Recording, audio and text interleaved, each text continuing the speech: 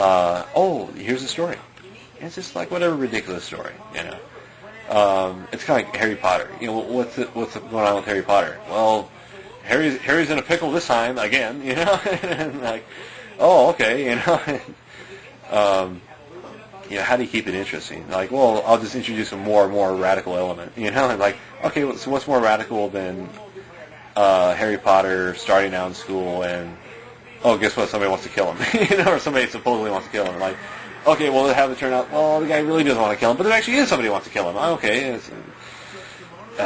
because there's all these names are thrown around. It's just like, oh God, it's whatever ridiculous name I can generate, whatever name of sinisterness I can generate, you know. So that's J.K. Rowling. You know, I talked to these guys from Britain at Justin TV's party, and I said, hey, so what do you think about Harry Potter? And they were both like, blows, you know.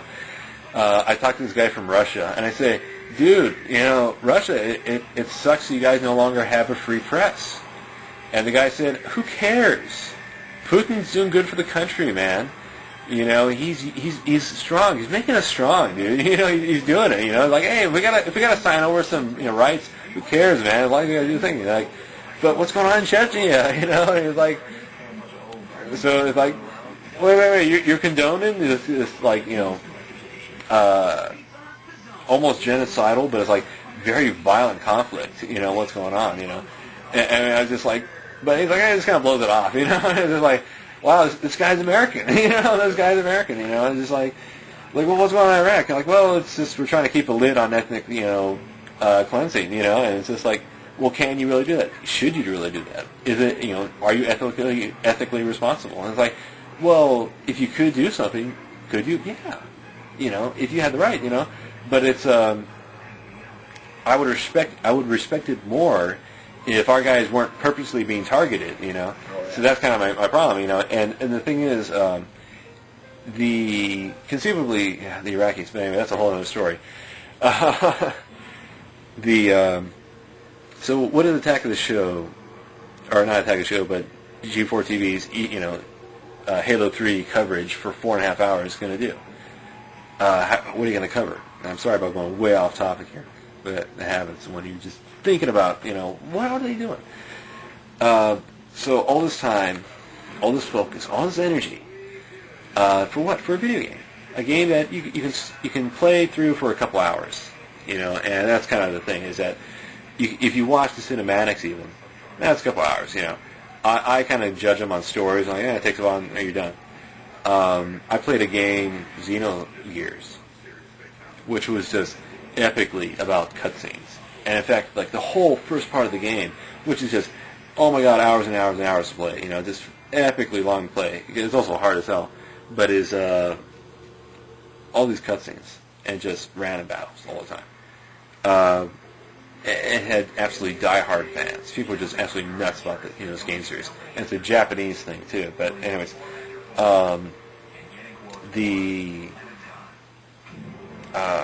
for Halo, the people complain like, oh, you know, the first story or the first game, like, it was epic, you know, cool. And then they're like upset because Halo 2 was like, oh, you can beat it in about 5 hours, 6 hours, you know, the campaign mode. Whereas the previous one was like, oh, you know, you know those Halo things. You start on one end and you work your way all the way to another end, you know, and you realize just how much you've covered, you know. And you have fought for that. Like, okay, cool, you know. I kind of dig that. But anyways, I can dig that. I can dig that immersion, you know. So that's, you know, it's a good game in that respect, but still, you know, so much. When people talk about Gears of War, they or like what even Clifford Bean, the designer, said, the environment is like a person in itself. There is a sense that this place is, you know, you are interacting with the environment, and that's, you know, a more enjoyable game experience, you know, so people can dig and get into. So, back to the E3 coverage. So all the different aspects of how you at G4 TV can create content, you know, for 4.5 hours. How do you talk about it? How do you address it? You know, what sort of gimmicks do you come up with? You know, So I hope, like right there, there's all those different ways you can approach it. But how do you appeal to a mass audience? How do you keep the 18 to 34, 35-year-old demographic, male, young male, single, alone, Okay, we got glitz, we got glam, we got T, we got A, so what else we need? What else? Explosions, skits. That's what skits are, explosions, which is why I like it better. God of War. So you do the other spoof videos. So, yeah. Teabag. So, explosions,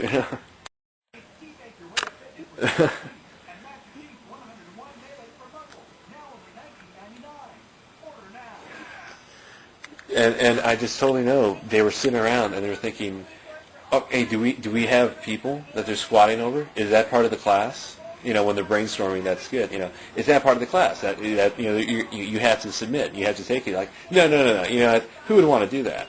Who'd be willing to do that? And you wonder, like, if they did jostle somebody, like, hey, who's going to volunteer? Who's going to volunteer? Because they use their interns, as the acting staff, the extras, which is cool, but it's like, you just know who volunteers, who's going to volunteer to take it, But that's how you generate 4.5 hours of content,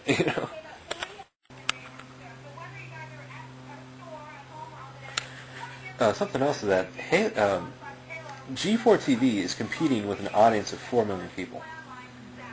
Only 4 million people are plugged in, know anything about anything on their video games. 10 million people own Xboxes, and play them. But out of that, number of people, there's basically 10 million gamers out there, people who play video games. In that market, there are 4 million people who they know anything about video games, and conceivably those are the PC users as well. But really, what that means is that a lot of people play the product. A lot of people don't know what the product is, and that's just normal in any kind of market. People buy games for other people, in other words, and a lot of people are not connected. They're not, plugged in. So, how do you appeal to these people? How do you sell them on this product? You sell ad space. What is ad space? Ad space is broadcasting. It is, the little logo in the corner that says Halo 3 Countdown. So when you turn on this channel, by chance, by accident, you're channel surfing, whatever, oh, there's Halo 3 coverage. This is done for a number of reasons. G4 TV wants to attract more viewers, and more viewership into its normal programming, and make itself more attractive to advertisers. And with that money, they're going to, basically be able to generate their own show and content, so they can feed back into this. So they also advertise themselves and what kind of place they are. Ultimately, it's all this, it's all about money. Everything that you see before you right now. There's no artistic entertainment. There's no, and not artistic in the sense. There actually is artistic entertainment where they have the skits and they have the comedy bits. That's artistic. That's entertaining to me. That's what I like to see. The rest of the stuff is just kind of nuts, numbers, and whatever. Nuts and bolts, numbers, digits. A lot of it's also just like what I could see on a web page. I would have turned this off, as soon as I saw what it was. Like, okay, this is all the program is. I'm not really that entertained or interested in it. It's like I like video games. I like playing video games, but this is just a continuous commercial for a product, and that's fantastic, I just find it interesting that, G4 TV would decide to approach this, and I'm kind of curious, what it is. Because you see, I'm also kind of doing this as a sort of commentary blog, basically about it. I view YouTube as my blog, in a way, and it's my personal webpage. I'm kind of a visual, speaking person, really. I can type, but not too many people read typing. They much rather listen, and just not be thinking about stuff. So I kind of dig that. And